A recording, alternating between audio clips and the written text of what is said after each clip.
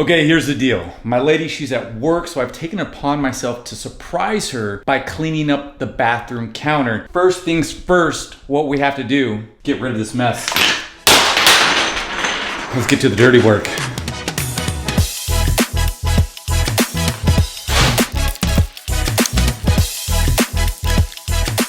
Now, the filth, the nonsense is all off the counter.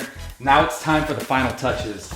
Boom, right here. She's gonna be so stoked about this. Super excited.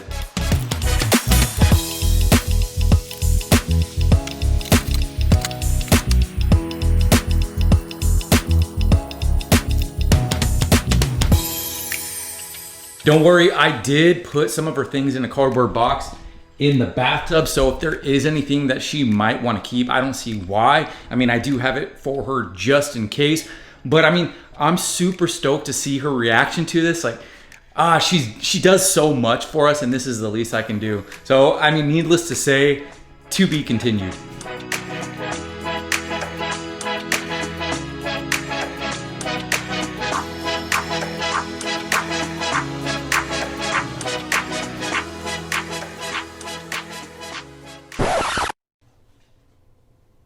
What the